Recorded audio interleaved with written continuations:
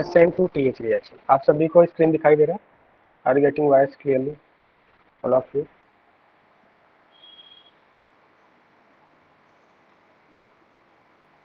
Okay, so SN2TH का मतलब क्या है? सबसे पहले तो इसका फुल फॉर्म लिख लेते हैं। This is by molecular nucleophilic bimolecular nucleophilic substitution reaction, bimolecular nucleophilic substitution reaction with tetrahedral intermediate.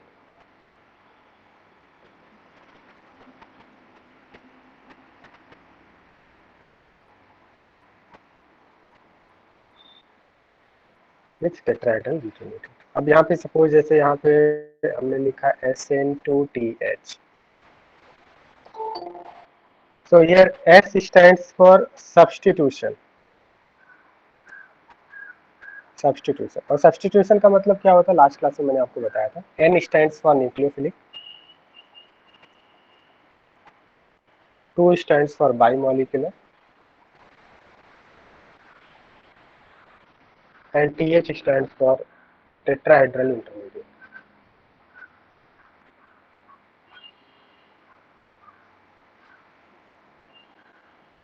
Basically ये एक आपका न्यूक्लियोफिलिक सब्सटीट्यूशन रिएक्शन है। दैट मीन्स एक न्यूक्लियोफाइल एक पर्टिकुलर ग्रुप को सब्सटीट्यूट कर देगा। जैसे लास्ट क्लास में मैंने आपको बताया था सब्सटीट्यूशन रिएक्शन क्या होता है, एक पर्टिकुलर ग्रुप किसी दूसरे ग्रुप के प्लेस पे सब्सटीट्यूट किया है। तो इस रिएक्शन में हम लोग न्यूक्लियोफिलिक सब्सटीट्यूशन देखेंगे हम लोग, बाईमॉलिक्यूलर न्यूक्लियोफिलिक सब्सटीट्यूशन, और यहाँ पे टेट्राहेड्रल इंटरमीडिएट बनने वाला, टेट्राहेड्रल इंटरमीडिएट बनने वाला। तो सबसे पहले तो हम लोग इसके जो नोट पॉइंट्स है उसको लिख लेते हैं।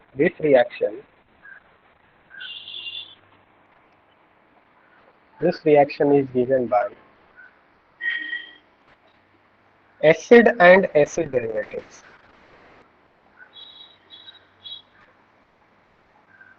This reaction is given by acid and acid derivatives. Acid and acid derivatives. For example, carboxylic acid की बात करें, carboxylic acid and acid derivatives क्या होते हैं? मैंने IUPAC नेम में बताया था। एसिड डेरिवेटिव मीन्स जो कार्बोक्सिलिक एसिड से डिराइव होते हैं। ऐसे सभी फंक्शनल ग्रुप जो कार्बोक्सिलिक एसिड से प्रिपेयर होते हैं या फिर डिराइव्ड होते हैं उनको हम लोग एसिड डेरिवेटिव्स बोलते हैं। ये तो आपका एसिड हो गया, carboxylic acid. And acid derivatives क्या होते हैं? Like RCOCl acid halide, anhydride,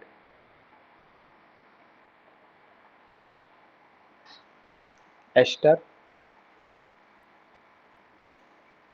amide, ये सभी आपके क्या है? एसिड डेरिवेटिव्स है। या फिर हम लोग बोल सकते हैं RCOCH3, एक्स आपका हैलोजन है। These are all acid derivatives, ये सभी एसिड डेरिवेटिव्स है जो हमने IUPAC नेमिंग में देखा था। This is acid halide, anhydride, ester, amide and this RCOCH3। तो हमने यहाँ पे OH की जगह पे CH3 लगा दिया। तो यहाँ पे जो हम लोग रिएक्शन देखने वाले SN2TH reaction, SN2TH reaction is given by acid and acid derivatives, acid and acid derivatives, right. अब यहाँ पे SN2TH रिएक्शन क्या होता है? जैसे मैंने अभी आपको इसका फुल फॉर्म बता दिया। SN2TH रिएक्शन में क्या होता है इसके बारे में हम लोग यहाँ पे डिस्कस करने वाले।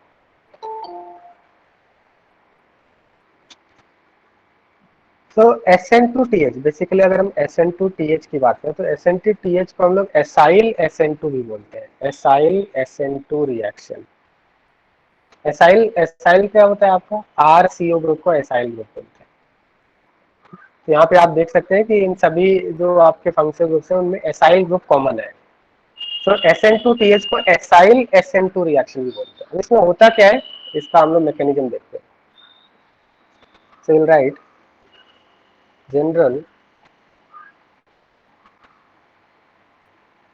General mechanism for SN2TH reaction, which is also called as acyl SN2, acyl SN2। इसको हम लोग एडिशन एलिमिनेशन भी बोलते हैं। This reaction is called addition elimination reaction, addition elimination reaction. Because इसमें फर्स्ट स्टेप में एडिशन होगा एंड सेकंड स्टेप में एलिमिनेशन होगा। तो सपोज हम लोग एक एसिड डेरिवेटिव लेते हैं RCOL। What is L here? L is leaving group, L is leaving group. जैसे यहाँ पे अगर हम एसिड हैलाइड में देखें तो लिविंग ग्रुप कौन सा होगा? एसिड हैलाइड में लिविंग ग्रुप कौन सा है? Cl है, राइट। एनहाइड्राइड में लिविंग ग्रुप कौन सा है? OCOR होगा, ठीक है। एंड एस्टर में लिविंग ग्रुप कौन सा होगा? OR डैश होगा। एमाइड में लिविंग ग्रुप कौन सा है? NH2 माइनस होगा। तो L क्या है आपका? लिविंग ग्रुप है, जो रिएक्शन के ड्यूरिंग में क्या होता है? लीव कर जाता है। जब कोई न्यूक्लियोफाइल अप्रोच करता है तो ये लिविंग ग्रुप क्या करता है? लीव कर जाता है यहाँ से। तो ये सभी लिविंग ग्रुप्स है, ठीक है। These are all living groups, इनको लिविंग ग्रुप्स बोलते हैं क्योंकि रिएक्शन के ड्यूरिंग में ये क्या होंगे? ये क्या हो जाएंगे? लीव करने वाले हैं। तो यहाँ पे हम लोग मैकेनिज्म देखें कि आपका SN2TH रिएक्शन में क्या हो रहा है। तो RCOL लिया हमने, L इज लिविंग ग्रुप। और सपोज वाले कोई न्यूक्लियोफाइल इसको अप्रोच कर रहा है, न्यूक्लियोफाइल। सो जब यहाँ पे अगर ओवरऑल रिएक्शन हम देखें तो न्यूक्लियोफाइल अप्रोच करेगा और इस लिविंग ग्रुप को यहाँ से बाहर निकाल देगा। यही हो रहा है यहाँ पे। ओवरऑल रिएक्शन पहले हम लोग लिख लेते हैं, जनरल रिएक्शन RCO न्यूक्लियोफाइल आ जाएगा और न्यूक्लियोफाइल आएगा, लिविंग ग्रुप को यहाँ से निकाल देगा। सब्स्टिट्यूशन रिएक्शन, इसी को हम लोग सब्स्टिट्यूशन रिएक्शन बोल रहे थे, लास्ट क्लास में बताया था कि कोई आपका इनकमिंग कोई आपका ग्रुप आ रहा है और एक ग्रुप आपका क्या हो रहा है? यहाँ से लीव कर जाएगा। तो इसका मतलब क्या? न्यूक्लियोफाइल ने लिविंग ग्रुप को सब्स्टिट्यूट कर दिया, न्यूक्लियोफाइल सब्स्टिट्यूट हो गया। या फिर हम लोग बोल सकते हैं कि लिविंग ग्रुप यहाँ से बाहर निकल रहा है, न्यूक्लियोफाइल यहाँ पे आ गया, राइट। सो एल की जगह पे क्या आ गया आपका? न्यूक्लियोफाइल आ गया। So such type of reactions are called substitution reaction. अब इसको bimolecular nucleophilic substitution, nucleophilic substitution क्यों बोल रहे हैं? क्योंकि न्यूक्लियोफाइल के आने की वजह से ये क्या हुआ? लिविंग ग्रुप लीव किया है। अगर इलेक्ट्रोफाइल आने की वजह से ये लीव किया होता तो इलेक्ट्रोफिलिक सब्स्टिट्यूशन बोलते हैं, जो यहाँ पे नहीं होता है electrophilic substitution. Electrophilic substitution benzene वगैरह में होता है, हम लोग आगे डिस्कस करेंगे। बट अभी यहाँ पे न्यूक्लियोफाइल के आने की वजह से लिविंग ग्रुप यहाँ से लीव कर गया, तो इसको हम लोग बोलेंगे न्यूक्लियोफिलिक सब्स्टिट्यूशन रिएक्शन। क्या इतनी बात समझ में आ रहा है आपको? This is called nucleophilic substitution reaction. Nucleophile आएगा, लिविंग ग्रुप यहाँ से निकल जाएगा। अगर हम इसका मैकेनिज्म देखें, लेट अस सी मैकेनिज्म।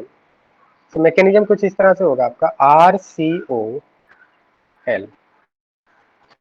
यहाँ पे CO के ऊपर कैसा चार्ज होगा? Because of polarity between carbon oxygen, CO के ऊपर डेल प्लस आएगा। और न्यूक्लियोफाइल फर्स्ट स्टेप में जैसे ही न्यूक्लियोफाइल यहाँ पे अप्रोच करेगा, न्यूक्लियोफाइल कौन से पोजीशन पे अप्रोच करेगा? इलेक्ट्रॉन डेफिकेंट सेंटर, कार्बन सेंटर पे अप्रोच करेगा। तो पाई बॉन्ड क्या हो जाएगा? शिफ्ट हो जाएगा। पाई बॉन्ड शिफ्ट हो जाएगा आपका, तो ये बन जाएगा आपका एक RCOO माइनस L न्यूक्लियोफाइल, ठीक है। तो यहाँ पे जो न्यूक्लियोफाइल बन रहा है, इसका कार्बन कार्बोडाइशन है sp3 है। पहले कार्बन कार्बोडाइशन कैसा था? sp2। और ये कैसा था आपका? प्लेनर था। रिएक्शन होने से पहले ये प्लेनर था, अभी क्या हो गया? टेट्राहेड्रल बन गया। sp3 का मतलब टेट्राहेड्रल, टेट्राहेड्रल बन गया। और इसको हम लोग इंटरमीडिएट बोलते हैं। इंटरमीडिएट का मतलब क्या है कि एक ऐसा स्पीसीज जो रिएक्शन के ड्यूरिंग बनता है और वापस से वो डिसअपीयर हो जाता है। This is called intermediate. Intermediate जो रिएक्टेंट और प्रोडक्ट के बीच में, ऐसा स्पीसीज जो रिएक्टेंट और प्रोडक्ट के बीच में बनता है और वापस से क्या होता है? प्रोडक्ट में कन्वर्ट हो जाता है। This is called intermediate. जैसे यहाँ पे देखिए, ये आपका रिएक्टेंट है और ये आपका फाइनल प्रोडक्ट है। तो इसका मतलब इस रिएक्टेंट और प्रोडक्ट के बीच में ये कहीं पर बना होगा। बात समझ में आ रहा है? यहाँ पे कहीं बना होगा और वापस से प्रोडक्ट में कन्वर्ट हो चुका होगा। तो इंटरमीडिएट समझ में आ रहा है आपको? इंटरमीडिएट, इसको इंटरमीडिएट क्यों बोल रहे हैं और इंटरमीडिएट क्या होता है? देन O माइनस यहाँ पे आएगा और यहाँ से L लिविंग ग्रुप यहाँ से निकल जाएगा, बाहर निकल जाएगा। तो नेक्स्ट स्टेप में क्या आ जाएगा? RCO न्यूक्लियोफाइल फाइनल प्रोडक्ट बन जाएगा और L माइनस यहाँ से निकल जाएगा। L minus is leaving group, जिसको शॉर्ट में हम LG भी बोल सकते हैं। तो यहाँ पे देखिए, this is reactant, this is product, और ये क्या हो गया आपका? रिएक्टेंट और प्रोडक्ट के बीच में मिल रहा है, शॉर्ट टाइम के लिए, थोड़े समय के लिए बन रहा है और वापस से प्रोडक्ट में कन्वर्ट हो जा रहा है। तो ऐसे स्पीसीज जो रिएक्टर और प्रोडक्ट के बीच में कुछ समय के लिए बनते हैं और वापस से प्रोडक्ट में कन्वर्ट हो जाते हैं, ऐसे स्पीसीज को हम लोग इंटरमीडिएट बोलते हैं। So this is the mechanism of SN2TH reaction. क्या ये बात समझ में आ रहा है आपको? Is it clear to all of you? तो एक बार हम लोग फिर से देख लेते हैं general mechanism of SN2TH reaction. SN2TH reaction को एसाइल SN2 भी बोलते हैं। एसाइल क्या होता है, RCO ग्रुप को एसाइल बोलते हैं, क्योंकि इन सभी ये जो आपका रिएक्शन है ये एसिड और एसिड डेरिवेटिव की कैरेक्टरिस्टिक प्रॉपर्टी है जिसमें एसाइल ग्रुप जरूर आएगा आपका, तो ये एसाइल SN2 भी इसको बोलते हैं। This is also called as addition elimination. Addition elimination क्यों बोल रहे हैं, क्योंकि पहले स्टेप में देखिए न्यूक्लियोफाइल ऐड हो रहा है, राइट, एक तरह से ऐड हो रहा है।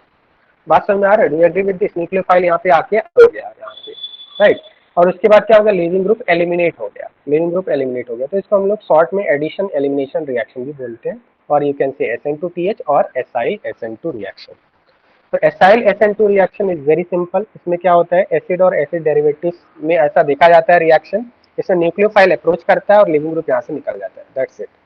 न्यूक्लियोफाइल अप्रोच करेगा, लिविंग ग्रुप यहाँ से निकलेगा, तो न्यूक्लियोफिलिक सब्स्टिट्यूशन रिएक्शन है। न्यूक्लियोफाइल आएगा, लिविंग ग्रुप बाहर निकलेगा। तो यहाँ पे आप देख सकते हैं कि लिविंग ग्रुप की जगह पे क्या हो गया, यहाँ पे न्यूक्लियोफाइल आ चुका है, राइट। मैकेनिज्म अगर हम देखें तो फर्स्ट स्टेप में न्यूक्लियोफाइल इस डेल प्लस पे अटैक करेगा, इलेक्ट्रॉन डेफिशिएंट कार्बन सेंटर पे अटैक करेगा, ये O माइनस यहाँ से शिफ्ट हो जाएगा, यहाँ पे एक टेट्राहेड्रल इंटरमीडिएट बन रहा है, देन वापस से जो O माइनस कम बैक करेगा, लिविंग ग्रुप यहाँ से निकल जाएगा। तो you can see in place of L यहाँ पे आपका न्यूक्लियोफाइल आ चुका है। क्या यहाँ तक बात समझ में आ रही है आपको?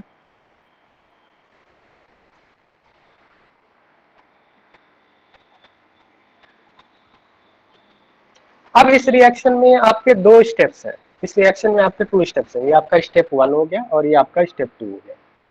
There are 2 steps, step 1 and step 2। इनमें से फास्ट स्टेप कौन सा है और स्लो स्टेप कौन सा है?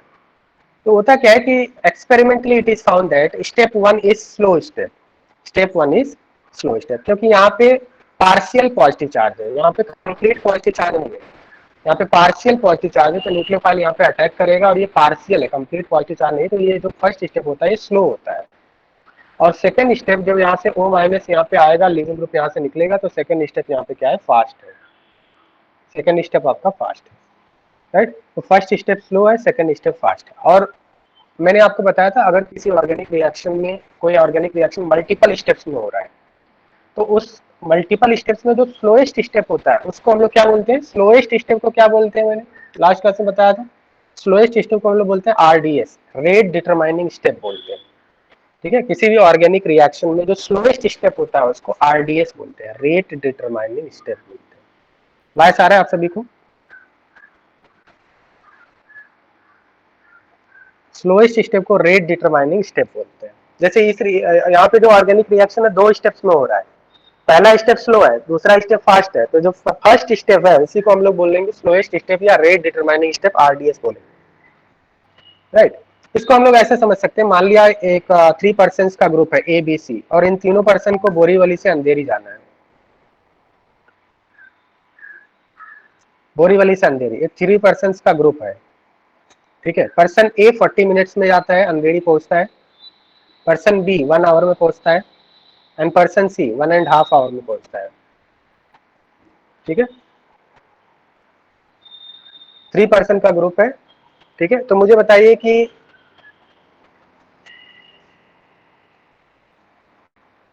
कितने टाइम में पूरा ग्रुप आपका अंधेरी पहुंच जाएगा, कितना टाइम लगेगा बताइए, कितना टाइम लगेगा कि पूरा ग्रुप आपका अंधेरी पहुंच जाए? 1.5 आवर लगेगा, राइट। तो इसका मतलब अब इनमें बताइए ABC में सबसे स्लो कौन चल रहा है, ABC में सबसे स्लो C चल रहा है, तो C ही डिसाइड करेगा कि कितने टाइम में अंधेरी पहुंचेंगे, राइट। जो सबसे स्लो है वही डिसाइड करेगा कि हम लोग अंधेरी पूरा ग्रुप कितने टाइम में पहुंचेंगे, राइट। बात समझ में आ रहा है? जो फास्ट है अगर ये 30 मिनट से पहुंच जाए तो भी हम लोग 1.5 आवर ही बोलेंगे, क्योंकि बिना हम लोग टूर पे जा रहे हैं तो बिना A और B के C नहीं जा सकता है, राइट। तो इसका मतलब जो सबसे स्लो चल रहा है सी ही डिसाइड करेगा कि पूरा ग्रुप आपका टूर पे कितने बजे निकलेंगे हम लोग अंधेरी से, राइट।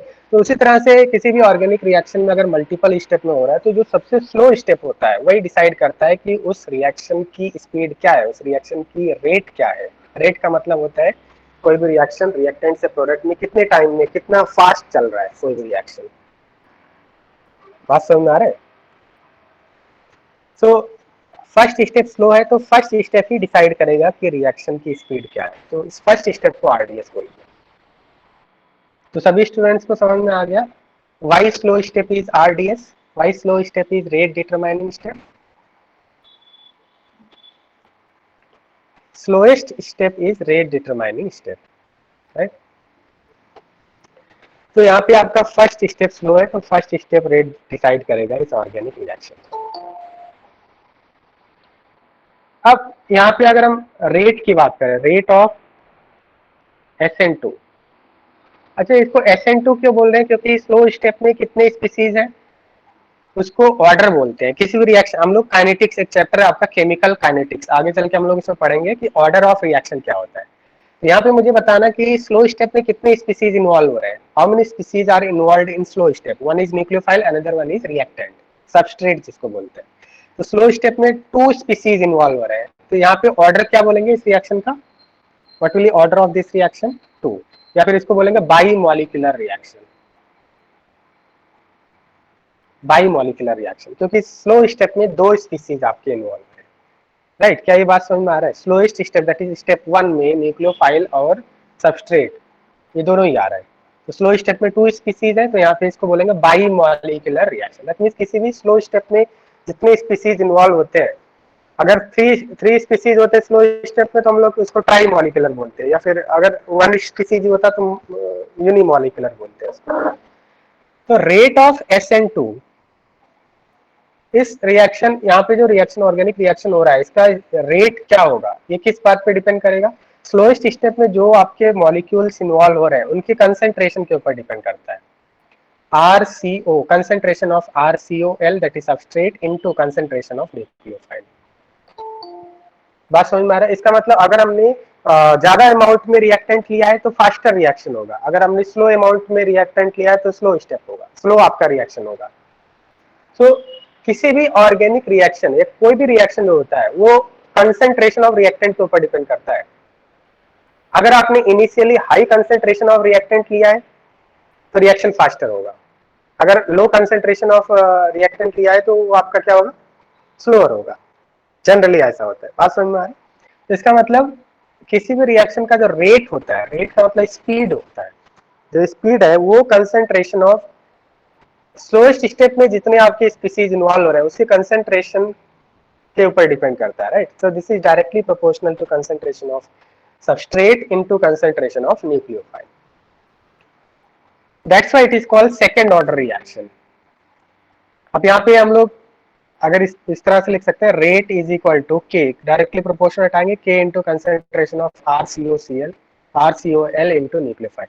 अब यहाँ पे जो कंसेंट्रेशन का जो पावर है उसका जो सम होगा उसी को हम लोग ऑर्डर बोलते हैं। ये हम लोग केमिकल काइनेटिक्स में बहुत ही डिटेल में देखने वाले हैं, ठीक है। तो यहाँ पे ऑर्डर कितना हो जाएगा, 2 हो जाएगा, और इसको हम लोग रेट लॉ बोलते हैं। This is rate law expression, इसको बोलते हैं रेट लॉ एक्सप्रेशन। सो यहाँ पे ऑर्डर का मतलब बहुत ही सिंपल है कि स्लोएस्ट स्टेप में आपके 2 स्पीसीज इन्वॉल्व हो रहे हैं, तो हम लोग रेट ही directly proportional to concentration of substrate into nucleophile लिख सकते हैं। Concentration of substrate to the power 1, nucleophile to the power 1, 1 + 1, that means जो भी कंसेंट्रेशन का पावर है उनका जो सम होता है उसी को हम लोग ऑर्डर बोलते हैं। So this is a second order reaction.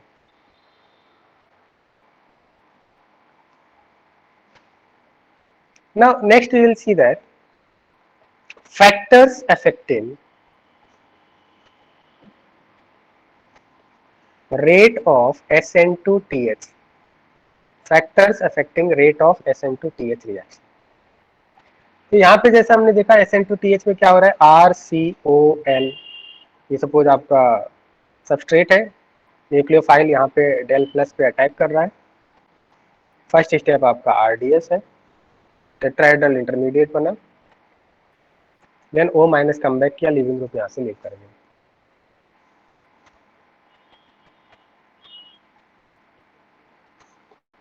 तो क्या मुझे यहाँ पे आप बता सकते हैं कि what are the factors that will effect the rate of SN2TH, मतलब ये रिएक्शन कितना फास्ट या स्लो होगा, कौन कौन से आपके फैक्टर्स इसको इफेक्ट करेंगे, इस रिएक्शन की स्पीड को कौन कौन से फैक्टर्स इफेक्ट करेंगे।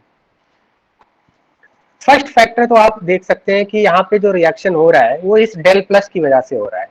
अगर इस कार्बन पे इलेक्ट्रॉन डेफिशिएंसी नहीं होता तो ये न्यूक्लियोफाइल यहाँ पे अटैक नहीं कर पाता, राइट। तो फर्स्ट फैक्टर कौन सा होगा? फर्स्ट फैक्टर हम लोग लिख सकते हैं electron deficiency at the carbon centre. More the electron deficiency at the carbon centre, faster will be the reaction. Do you agree with this? बताइए, समझ में आ रहा है?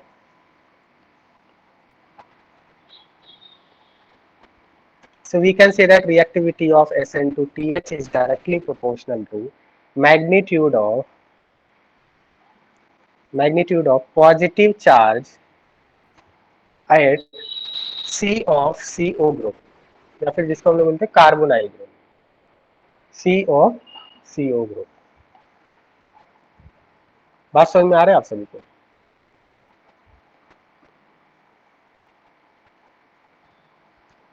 Second,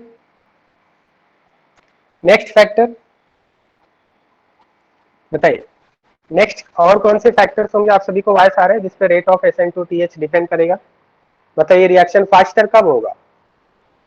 nucleophilicity, yes, nucleophilicity. अगर यहाँ पे एक स्ट्रॉन्ग न्यूक्लियोफाइल होगा तो जल्दी अटैक करेगा यहाँ पे।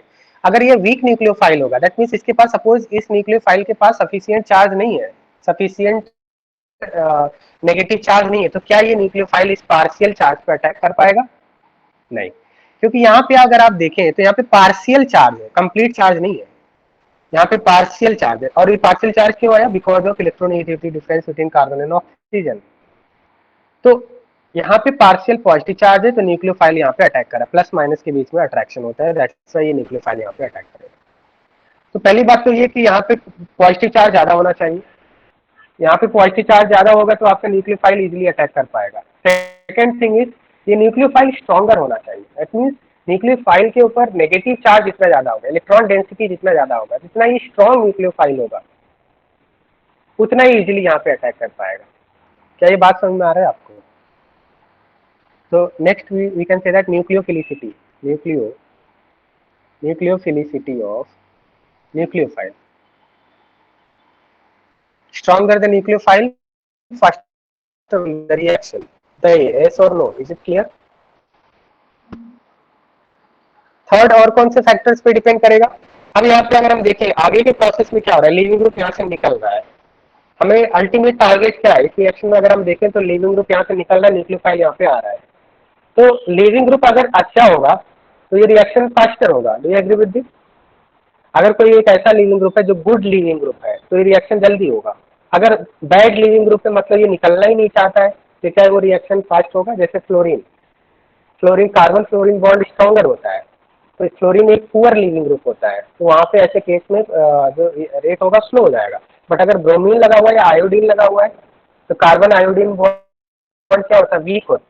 यहाँ से आई माइनस एक बहुत ही अच्छा लिविंग ग्रुप होता है, क्योंकि आई माइनस बिग साइज वाले एटम के ऊपर नेगेटिव चार्ज ज्यादा स्टेबल होता है। यहाँ पे एस माइनस लिविंग ग्रुप है।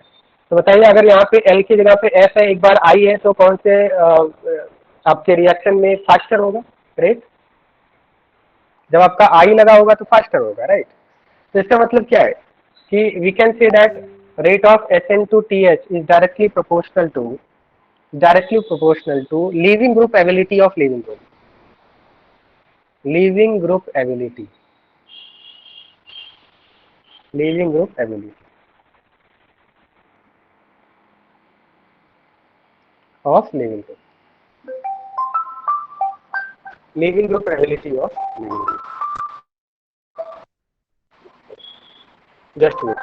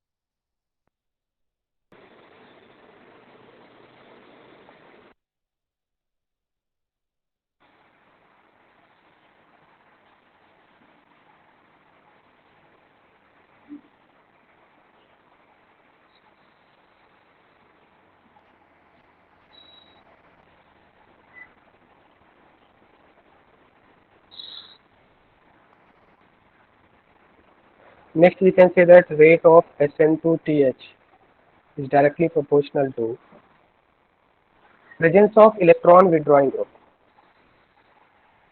Presence of electron withdrawing group like -m -I.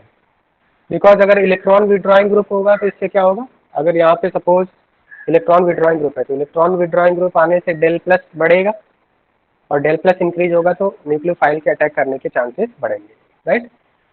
बात समझ में आ रहा है आपको। And third thing is rate of SN2TH is inversely proportional to presence of electron releasing group. बोल सकते हैं हम लोग presence of electron releasing group. बात समझ में आ रहा है। Presence of electron withdrawing group, अगर इलेक्ट्रॉन विड्रॉइंग ग्रुप होगा तो डेल प्लस इंक्रीज होगा, इलेक्ट्रॉन रिलीजिंग ग्रुप होगा तो डेल प्लस डिक्रीज होगा। हेलो स्टूडेंट्स, वाइस आ रहा है आप सभी को, क्या ये बात समझ में आ रहा है। अगर इलेक्ट्रॉन विड्रॉइंग ग्रुप होगा, अगर यहाँ पे आपका इलेक्ट्रॉन विड्रॉइंग ग्रुप होगा तो यहाँ डेल प्लस इंक्रीज होगा, डेल प्लस इंक्रीज होगा तो न्यूक्लियोफाइल के अटैक करने के चांसेस भी बढ़ेंगे, right.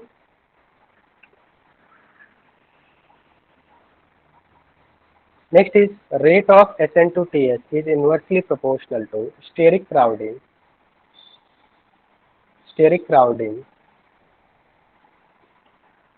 at CO group. Rate of SN2TH is directly proportional, inversely proportional to steric crowding of at CO group. जैसे यहाँ पे अब हम लोग देखते हैं रिएक्टिविटी ऑर्डर। सपोज आपको रिएक्टिविटी ऑर्डर बताना है, रिएक्टिविटी ऑर्डर ऑफ SN2TH। जैसा मैंने अभी आपको बताया कि SN2TH is given by acid and acid derivative, तो इसमें एसिड एंड एसिड डेरिवेटिव में सबसे फास्ट SN2TH रिएक्शन कौन देगा। तो रिएक्टिविटी ऑर्डर है RCOCl, RCOOCOR, that is anhydride. Acid halide fastest SN2TH देगा, देन एनहाइड्राइड, एनहाइड्राइड के बाद आपका एस्टर आएगा और एस्टर के बाद आपका एमाइड आएगा। बात समझ में आ रहा है। This is the reactivity order of SN2TH। Acid halide fastest SN2TH, then anhydride, then ester and then amide. अब इसको हम लोग ऐसा देख सकते हैं कि अगर हम यहाँ पे लिविंग ग्रुप देखें, अगर हम यहाँ पे लिविंग ग्रुप देखें तो फर्स्ट में लिविंग ग्रुप कौन सा है Cl-, सेकंड में लिविंग ग्रुप कौन सा है OCOR-, थर्ड में लिविंग ग्रुप कौन सा है Ru-, और फोर्थ में लिविंग ग्रुप कौन सा है NH2-, राइट। ये सब आपके लिविंग ग्रुप। और अगर हम स्टेबिलिटी ऑफ लिविंग ग्रुप की बात करें, स्टेबिलिटी ऑफ लिविंग ग्रुप, क्योंकि मैंने बताया rate of SN2TH directly proportional to living group ability, और लिविंग ग्रुप एबिलिटी कौन सा लिविंग ग्रुप ज्यादा अच्छा लिविंग ग्रुप है वो कैसे डिसाइड करते हैं, प्रीवियस क्लास में बताया था। अगर कोई ग्रुप लीव करने के बाद स्टेबल हो जाए तो वो अच्छा लिविंग ग्रुप माना जाता है, right. That means more stable the leaving group, more will be it's living group ability, क्योंकि वो लीव करने के बाद अगर स्टेबल हो रहा है तो जल्दी लीव करना चाहेगा, राइट। तो इनमें से बताइए कि स्टेबिलिटी, ये सब एनायन है, इन एनायन में से मैक्सिमम स्टेबिलिटी किसकी होगी बताइए। Cl-, OCOR-, OR-, NH2-। Maximum stability किसकी होगी, फर्स्ट की होगी। साइज, मोर साइज वाले एटम के ऊपर नेगेटिव चार्ज ज्यादा होता है। अगर साइज और इलेक्ट्रोनिगेटिविटी में कंपेयर किया तो साइज को ज्यादा प्रेफरेंस देते हैं हम लोग। तो Cl- की साइज ज्यादा है, अगर Cl- की साइज ज्यादा है तो इस पे जो नेगेटिव चार्ज है वो इजीली डिस्पर्स हो जाएगा, लार्ज सरफेस एरिया पे डिस्पर्स होगा। ऑक्सीजन की ऑक्सीजन की साइज कम है। देखो साइज और रेजोनेंस और इलेक्ट्रोनिगेटिविटी में साइज को पहला प्रेफरेंस देते हैं हम लोग। बात समझ में आ रहा है। क्या यहाँ पे डोनर एटम सेम है, सब जगह पे डोनर एटम सेम है, नहीं। तो हम लोग साइज देखेंगे। तो Cl- की स्टेबिलिटी मैक्सिमम है, stability of living group Cl-। Cl- के बाद कौन आएगा। अब अगर हम इन तीनों में देखें तो ये सभी तीनों क्या है आपके सेम पीरियड से बिलोंग कर रहे हैं। तो सेम पीरियड से बिलोंग कर रहे हैं तो फर्स्ट में रेजोनेंस हो रहा है, सेकंड और थर्ड में कोई रेजोनेंस नहीं हो रहा है। ऑक्सीजन के ऊपर नेगेटिव चार्ज ज्यादा स्टेबल होगा then nitrogen, oxygen more electronegative है। तो इसके बाद ये आ जाएगा, then this and then last में NH2- आ जाएगा। क्या इतनी बात समझ में आ रहा है आपको। तो यहाँ पे हमने साइज के बेसिस पे बोल दिया और यहाँ पे आपका resonance and then electronegativity, resonance and then electronegative. तो साइज वाले, मोर साइज वाले एटम के ऊपर नेगेटिव चार्ज ज्यादा स्टेबल। तो ये आपको ऑर्डर मेमोराइज करना है, दिस इज इंपॉर्टेंट ऑर्डर, क्योंकि ये कभी कभी पूछा जाता है दैट एसिड एलाइड की जो रेट ऑफ SN2TH वो मैक्सिमम होती है, then anhydride, then ester and then amide. तो based on leaving group ability we have decided this order, right. अब सपोज मान लिया हम क्वेश्चन इस तरह से लिखते हैं, question is right order of rate of SN2TH of the following.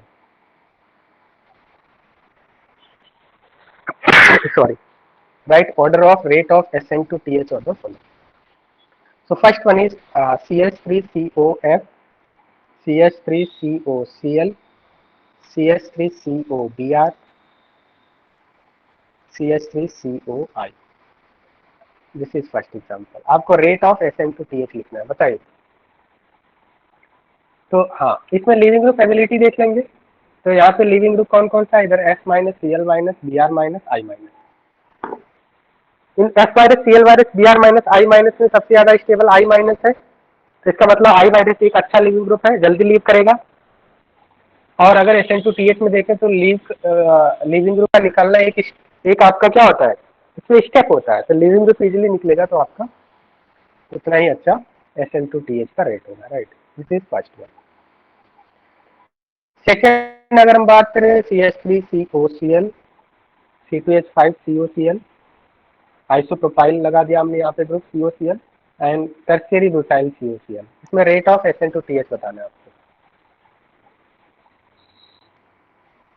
मैंने सभी फैक्टर्स को ऑलरेडी डिस्कस कर लिया, अभी थोड़ी देर पहले डिस्कस किया, उन फैक्टर्स को आप अप्लाई कर सकते हैं यहाँ पे।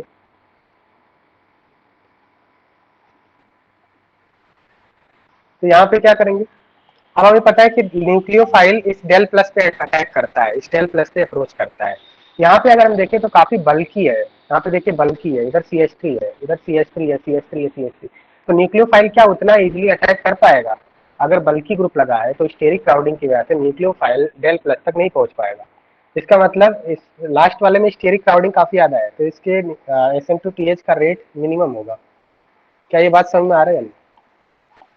स्टेरिक क्राउडिंग अगर हो जाएगा तो न्यूक्लियोफाइल अप्रोच नहीं कर पाएगा जहां तक अप्रोच करना है उसे, right. So rate of SN2TH is inversely proportional to steric crowding. यहाँ पे भी ऐसा ही होगा, थर्ड में भी ऐसा ही होगा, इजंट इट? थर्ड में भी ऐसा ही होगा, यहाँ पे भी स्टेरिक क्राउडिंग के हेल्प से हम लोग order, based on steric crowding we can decide the order.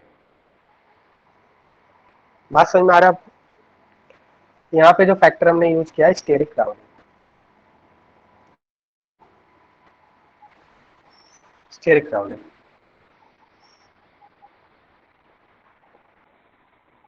Four, four में देखते हैं हम लोग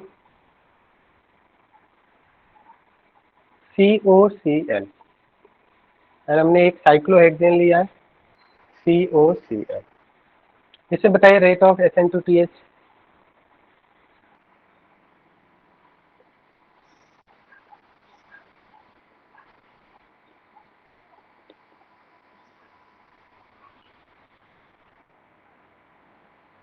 रेट ऑफ SN2TH बताइए,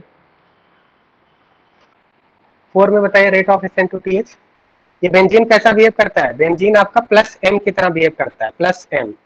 बेंजीन का माइनस आई भी होता है बट प्लस एम ज्यादा होता है, तो इसका मतलब बेंजीन क्या करेगा, एक तरह से इलेक्ट्रॉन रिलीजिंग ग्रुप की तरह बिहेव करता है। और अगर ये बेंजीन प्लस एम की तरह बिहेव करेगा तो यहाँ पे जो डेल प्लस है वो कम हो जाएगा। अगर डेल प्लस कम हो जाएगा तो रेट ऑफ SN2TH क्या हो जाएगा, कम हो जाएगा। तो ये ऑर्डर होगा। क्या ये बात समझ में आ रहा है आपको? क्लियर है? सिमिलरली यहाँ पे भी प्लस एम होगा, बेंजीन अपना प्लस एम शो करेगा, डेल प्लस कम कर देगा। होगा क्या, समझ में आ रहा है बात आपको?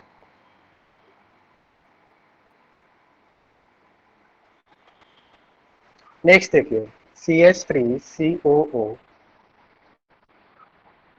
अगर ऑक्सीजन के साथ बेंजीन लगा हुआ है और यहाँ पे साइक्लोहेक्सेन लगा दिया, अब बताइए रेट ऑफ SN2TH क्या होगा?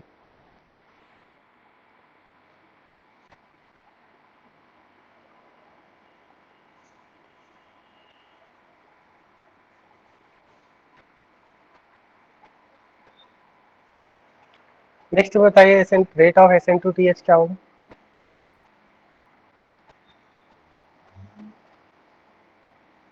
हाँ, कैसे डिसाइड किया आपने, बताइए।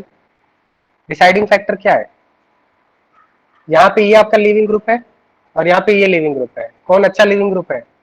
Yes, stability of living group. यहाँ पे फिनॉक्साइड आयन है, ये फिनॉक्साइड आयन लिविंग ग्रुप होगा जो रेजोनेंस की वजह से ज्यादा स्टेबल होगा, इसमें रेजोनेंस मिलेगा आपको। तो इसका मतलब फिनॉक्साइड आयन और ये साइक्लोहेक्सेन से एक ऑक्सीजन लगा हुआ है, ज्यादा स्टेबल कौन होगा? लिविंग ग्रुप, फर्स्ट वाला ज्यादा स्टेबल होगा leaving group, phenoxide ion, because of resonance. बात समझ में आ गया क्या? नेक्स्ट बताइए। नेक्स्ट में लिविंग ग्रुप अगर हम देखें तो यहाँ पे जो लिविंग ग्रुप ये होगा, सेकंड वाले में लिविंग ग्रुप ऐसा होगा। अब ये इलेक्ट्रॉन ड्रॉइंग ग्रुप है, कौन से ज्यादा स्टेबल है leaving group? Stability of living group अगर देखें तो फर्स्ट वाला ज्यादा स्टेबल है, फर्स्ट ज्यादा स्टेबल तो फर्स्ट का SN2TH ज्यादा अच्छा होगा, क्योंकि यहाँ से जब लीक करने की बात होगी तो ये आपका कंप्लीट ग्रुप लीक करेगा और इसकी जगह पे क्या आ जाएगा? न्यूक्लियोफाइल आ जाएगा प्रोडक्ट में। अगर हम प्रोडक्ट में देखें तो ये जो मैंने आपको ये पर्टिकुलर रीजन है यहाँ से निकल जाएगा और यहाँ पे न्यूक्लियोफाइल आ जाएगा, यही तो होना है। बात समझ में आ रहा है आप सभी को?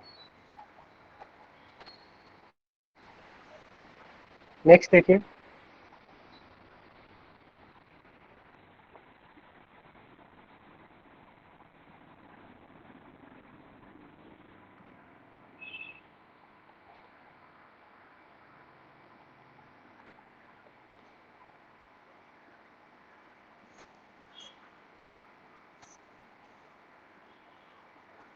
हाँ, यहाँ पे बताइए rate of SN2TH।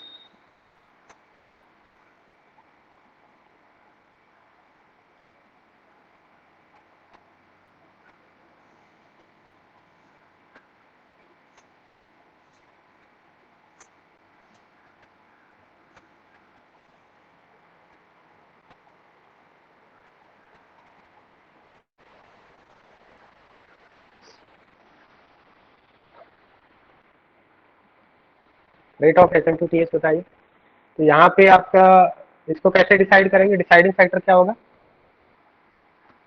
Deciding factor क्या होगा? Del plus on carbonyl carbon of CO। So higher the del plus, higher the electron deficiency, more will be the rate of SN2TH।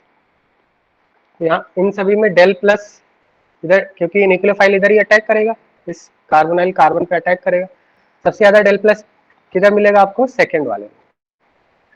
तो यहाँ पे ऑर्डर क्या हो जाएगा? ऑर्डर आपका क्या हो जाएगा बताइए? 2 का मैक्सिमम, 2 के बाद इलेक्ट्रॉन विड्रॉइंग, यहाँ पे आपका इलेक्ट्रॉन रिलीजिंग ग्रुप है, ये भी इलेक्ट्रॉन रिलीजिंग ग्रुप है। तो 2 के बाद आपका 3 आएगा, 3 के बाद आपका 1 आएगा, 1 के बाद 4 आएगा। क्या ये बात समझ में आ रहा है? Higher the positive charge on carbonyl carbon, nucleophile उतना ही इजीली अटैक कर सकता है। Is it clear?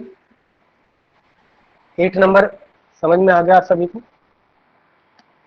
9 बताइए। 9।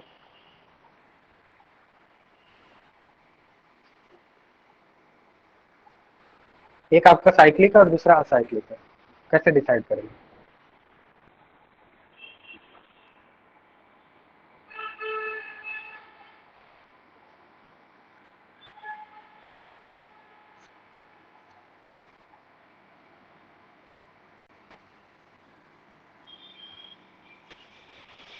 एक आपका साइक्लिक है, दूसरा असाइक्लिक है, तो कैसे डिसाइड करेंगे?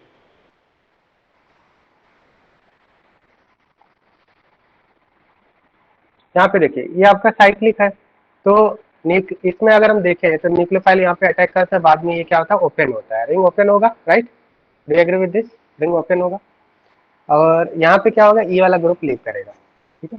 यहाँ पे रिंग ओपन होगा, तो रिंग ओपन होने से क्या होता है? एंगल स्ट्रेन कम होता है। यहाँ पे क्या होगा? रिंग ओपनिंग होगा। जब आपका न्यूक्लियोफाइल यहाँ पे अटैक करेगा तो कार्बन से 5 बॉन्ड तो बन नहीं सकते, तो इसका मतलब यहाँ पे ये क्या हो जाएगा? रिंग ओपन हो जाएगा, और रिंग ओपन होने से क्या होगा? जो एंगल स्ट्रेन है वो कम हो जाएगा, तो रिलैक्स फील करेगा, राइट?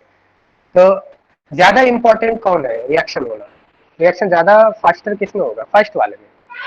फर्स्ट वाले में रिएक्शन ज्यादा फास्टर होगा, क्योंकि उसको जब रिंग ओपन होगा तो रिलैक्स हो जाएगा।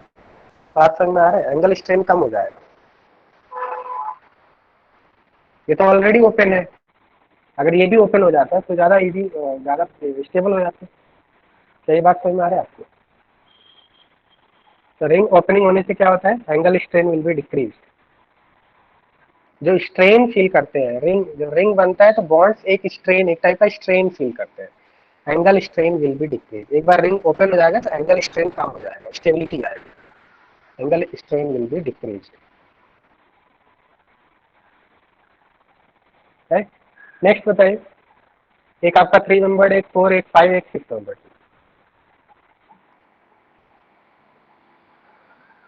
हाँ, तो यहाँ पे सबसे ज्यादा एंगल स्ट्रेन कौन फील कर रहा होगा? 3 मेंबर्ड, मतलब इसको ओपन होना ज्यादा जरूरी है फर्स्ट वाले को। रिएक्शन सबसे फास्ट स्पीड से किसमें होगा? जो अनस्टेबल होते हैं रिएक्टेंट वो जल्दी रिएक्शन करते हैं। ये अनस्टेबल, काफी हाईली अनस्टेबल है, क्योंकि यहाँ पे एंगल स्ट्रेन काफी ज्यादा है। कितना एंगल स्ट्रेन है बताइए? 109 होना चाहिए था, 60 है, 49.5 डिग्री का एंगल स्ट्रेन है। और 6 नंबर रिंग में कितना एंगल स्ट्रेन होता है? ऑलमोस्ट जीरो एंगल स्ट्रेन होता है। 6 नंबर रिंग में जीरो, क्योंकि ये नॉन प्लेनर होता है। साइक्लोहेक्सेन का 3D स्ट्रक्चर मैंने बताया था आपको, नॉन प्लेनर होता है। राइट। तो एंगल स्ट्रेन सबसे ज्यादा किसमें है? फर्स्ट वाले। इसका मतलब फर्स्ट वाले में रिएक्शन होना ज्यादा जरूरी है। तो सबसे फास्ट रिएक्शन किसमें होगा? तो अनस्टेबल वो जल्दी रिएक्शन करेगा। बताइए, ये हो जाएगा। रिंग ओपन होना सबसे ज्यादा इंपॉर्टेंट किसमें है? फर्स्ट वाले में। तो ये अटैक करेगा तो यहाँ से रिंग ओपन हो जाएगा। सिमिलरली यहाँ पे जब न्यूक्लियोफाइल डेल प्लस पे अटैक करेगा, इधर से रिंग ओपन हो जाएगा।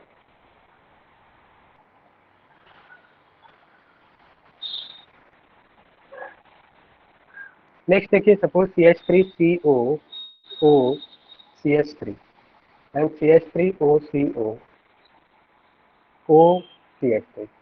बताइए इसमें डाई मिथाइल कार्बोनेट, इसको बोलते हैं methyl carbonate, methyl acetate, this is methyl acetate and this is dimethyl carbonate.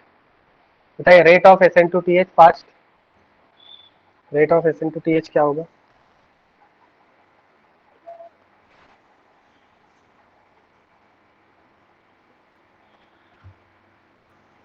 Rate of SN2TH बताइए।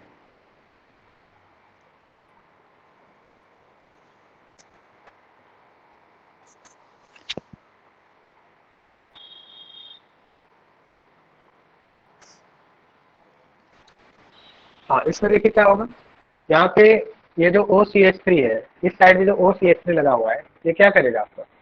राइट साइड में तो कॉमन है, ये अपना प्लस एम दिखाएगा, प्लस एम शो करेगा। प्लस एम का मतलब ये electron releasing group, electron release करेगा, डेल प्लस कम कर देगा, रेट कम हो जाएगा। इन दोनों में बताइए। ट्वेल्थ में यहाँ पे देखिए ये वाला साइड तो कॉमन है, जहाँ पे डिफरेंस है वहाँ पे हम लोग फोकस करते हैं। अगर NH2 है, NH2 क्या करेगा? प्लस एम करेगा, और प्लस एम करेगा तो क्या होगा? By plus M del plus on CO will decrease. और अगर डेल प्लस डिक्रीज आएगा तो rate of SN2TH will decrease. बात समझ में आ रहा है?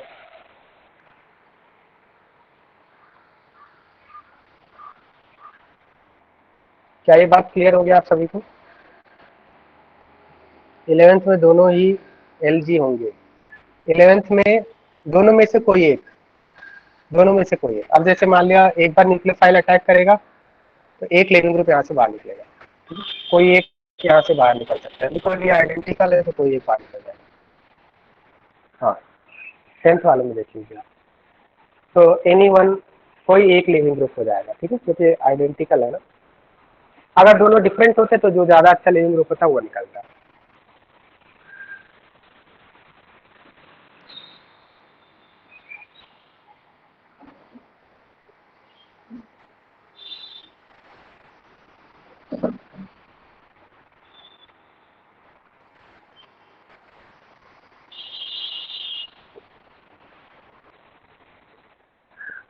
डन। 10th हो गया अरमान।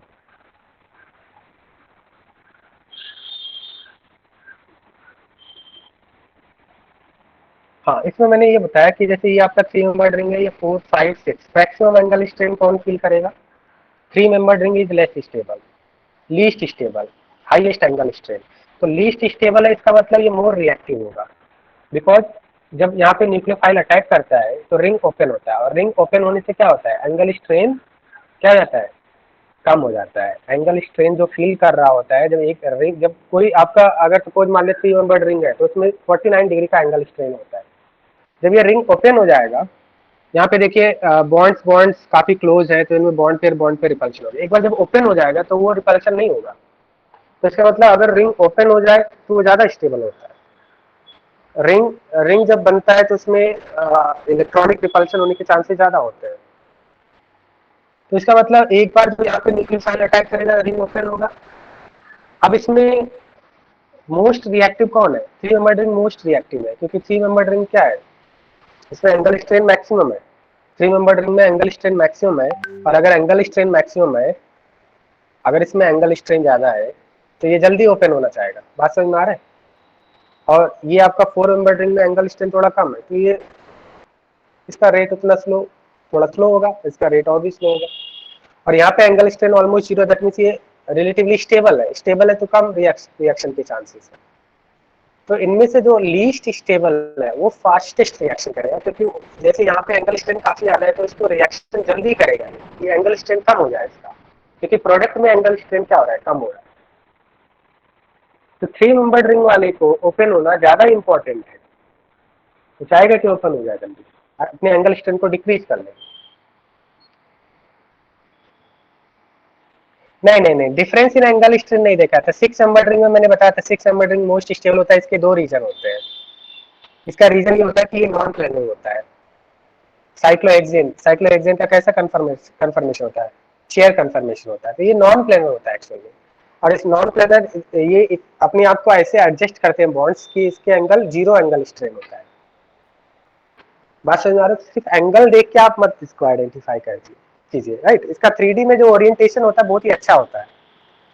बॉन्ड्स जो आपके होते हैं वो ऐसे अरेंज होते हैं साइक्लोहेक्सेन में, तो उनमें रिपल्सन मिनिमम होता है। जैसे मैंने आपको साइक्लोहेक्सेन का कंफर्मेशन बताया था, चेयर कंफर्मेशन।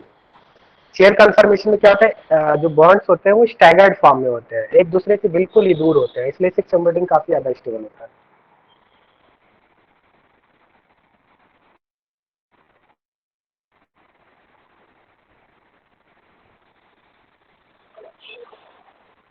तो अगर हम यहाँ पे बात करें, जैसे मैंने अभी आपको बताया RCOCl एसिड हैलाइड की मैक्सिमम रिएक्टिविटी होती है SN2TH, देन एनहाइड्राइड। एनहाइड्राइड के बाद आएगा आपका एस्टर, और जो मिनिमम रिएक्टिव होती है वो आपकी एमाइड की होती है। अब यहाँ पे अगर हम लीविंग ग्रुप देखें तो इस रिएक्शन में यहाँ पे क्या हो रहा है, न्यूक्लियोफाइल इधर अटैक कर रहा है और Lg यहाँ से निकल रहा है, यही हो रहा है आपका। तो ये रिएक्शन कब होगा, condition condition for showing SN2TH, condition क्या होना चाहिए कि we can say that stability of leaving group, stability of leaving group should be more than, या फिर हम लोग ऐसा इन शॉर्ट लिख सकते हैं, stability of living group, stability of living group should be more then nucleophile. Leaving group की जो स्टेबिलिटी है वो न्यूक्लियोफाइल से ज्यादा होना चाहिए। मतलब अगर लिविंग ग्रुप स्टेबल होगा तो जल्दी लीव कर जाएगा और रिएक्शन उतना ही फास्टर होगा। क्या ये बात समझ में आ रहा है, लिविंग ग्रुप की स्टेबिलिटी न्यूक्लियोफाइल से ज्यादा होना चाहिए। या फिर हम लोग ऐसा बोल सकते हैं कि बेसिसिटी ऑफ, इसको ऐसा बोल सकते हैं, basicity of nucleophile should be more, or nucleophile should be stronger base than leaving group. Nucleophile should be a stronger base. Nucleophile should be a stronger base than leaving group Lg। बात समझ में आ रहा है। तो leaving group SN2TH reaction तभी होगा जब लीविंग ग्रुप न्यूक्लियोफाइल से ज्यादा स्टेबल होगा। Leaving group should be more stable then nucleophile. Clear. Hello students, बात समझ में आ रहा है आपको। Leaving group should be more stable then incoming nucleophile. Leaving group should be more stable than incoming nucleophile.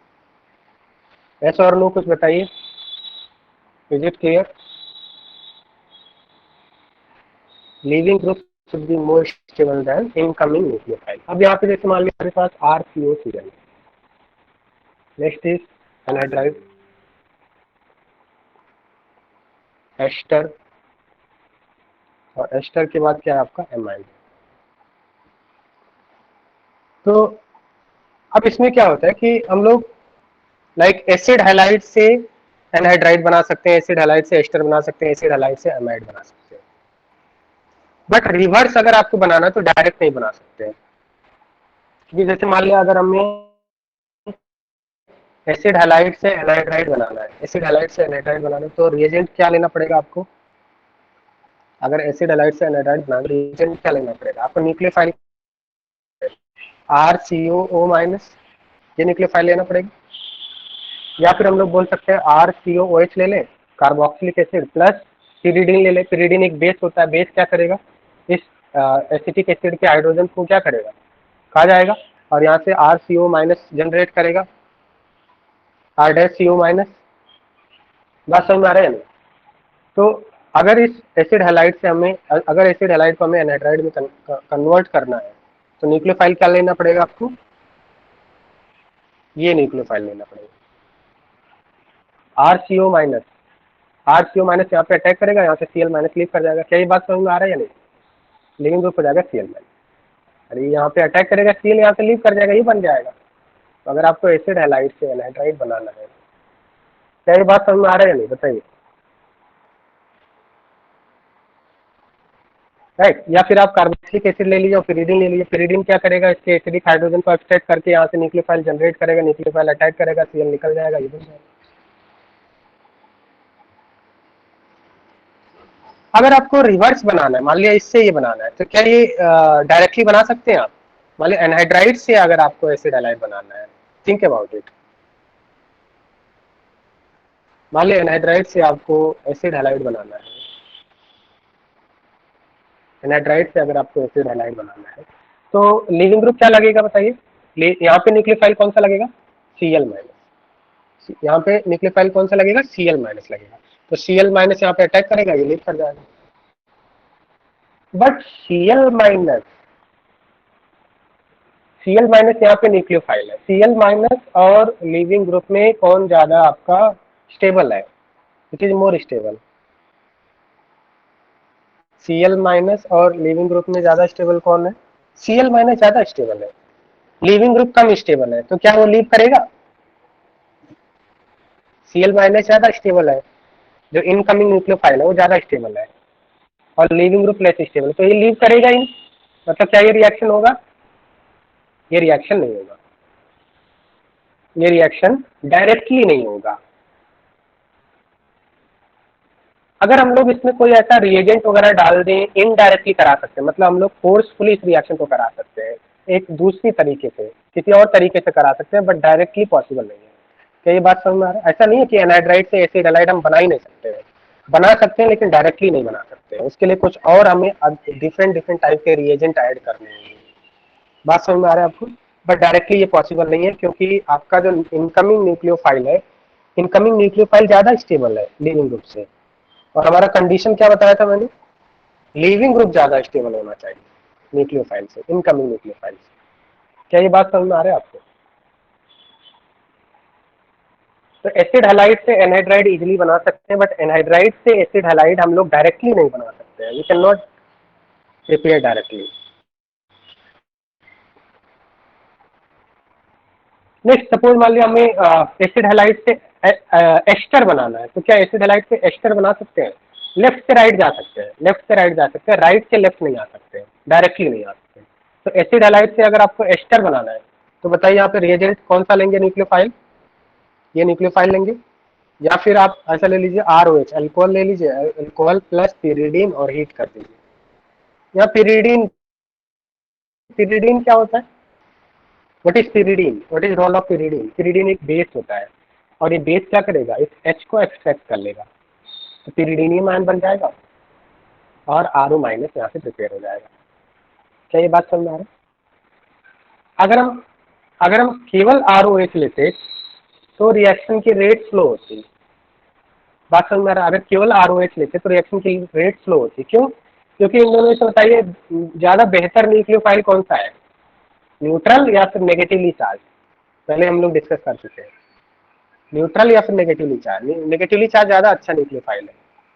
तो इसका मतलब या तो आप RO- लीजिए या फिर ROH प्लस pyridine लीजिए और इसके साथ हीट करना पड़ेगा आपको। तो pyridine का क्या वर्क है समझ में आ रहा है? pyridine न्यूक्लियोफाइल जनरेट करने में हेल्प करेगा, क्योंकि pyridine इस अल्कोहल के H को खा जाएगा और RO- बनेगा, नेगेटिवली चार्ज न्यूक्लियोफाइल तैयार होगा। नेगेटिवली चार्ज मीन्स इसके ऊपर नेगेटिव चार्ज है, तो ये ज्यादा अच्छा स्ट्रॉन्ग न्यूक्लियोफाइल होगा। तो ROH उतना स्ट्रॉन्ग न्यूक्लियोफाइल नहीं है जितना RO- है। तो ROH से RO- या न्यूक्लियोफाइल जनरेट करने में pyridine हेल्प करेगा। तो pyridine help for the generation of nucleophile. तो यहाँ पे क्या होगा, ये न्यूक्लियोफाइल यहाँ पे, सॉरी, यहाँ पे क्या होगा आपका, ये न्यूक्लियोफाइल इधर अटैक करेगा, Cl- यहाँ से लीव कर जाएगा और ये बन जाएगा, एस्टर बन जाएगा। क्लियर?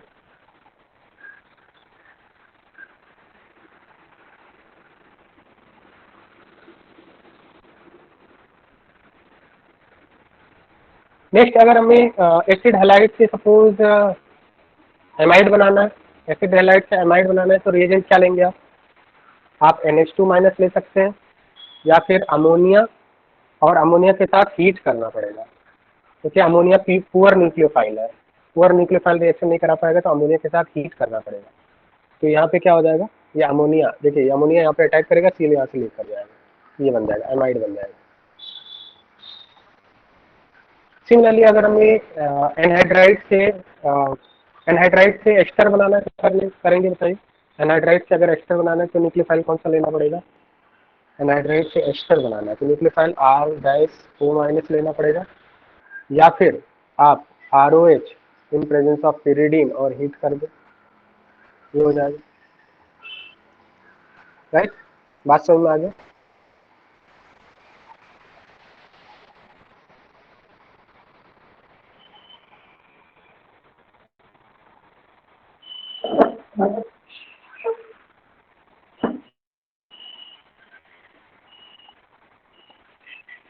अब हम लोग यहाँ पे कुछ एग्जांपल्स ले लेते हैं, एग्जांपल्स ऑफ SN2TH। सबसे मान लिया हमने इस तरह का एक क्वेश्चन लिया है,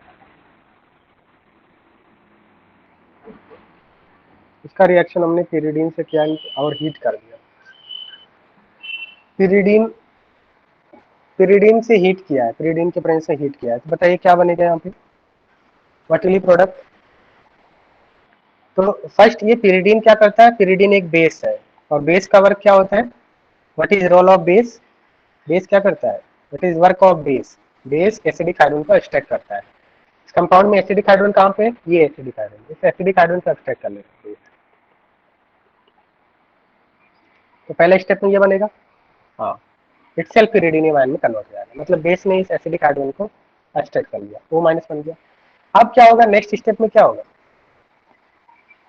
नेक्स्ट स्टेप में, ये जो O- है, ये O- इलेक्ट्रॉन डेफिशिएंट सेंटर पे अटैक करेगा इस तरह से। हाँ, O- इस इलेक्ट्रॉन डेफिशिएंट पे अटैक करेगा, O- Cl O। बताइए ये समझ में आ रहा है बात? फिर ये जो O- कम बैक करेगा, Cl यहाँ से लीव कर जाएगा,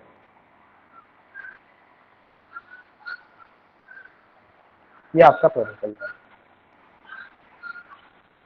ये आपका प्रोडक्ट बन जाएगा। राइट? तो इस रिएक्शन को बोलते हैं हम लोग इंट्रामॉलिक्यूलर SN2TH रिएक्शन। क्योंकि यहाँ पे क्या बाहर से कोई न्यूक्लियोफाइल लिया हमने?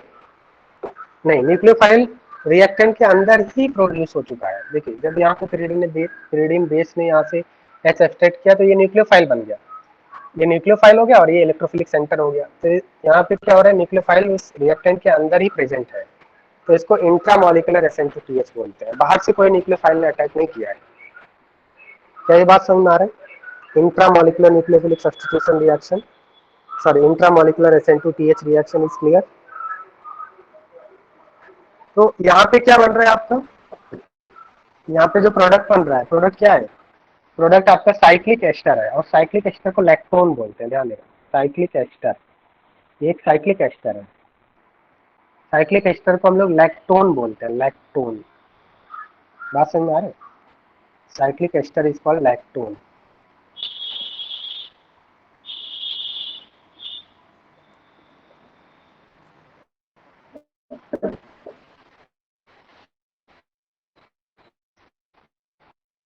एक और देखते होंगे, सपोज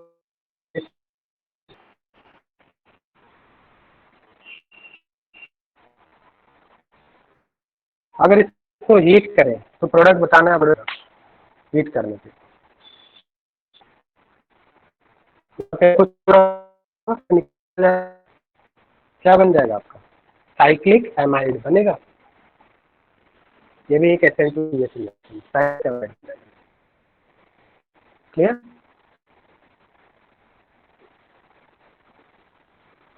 बात समझ में आ गया? साइक्लिक एमाइड का फॉर्मेशन होगा। हेलो स्टूडेंट्स, वाइस आ रहा है आप सभी को? अभी कोई लेक्चर है क्या आपका? अभी कोई लेक्चर है आपका? यस सर, कॉलेज का लेक्चर है। कॉलेज का लेक्चर, ठीक है। So next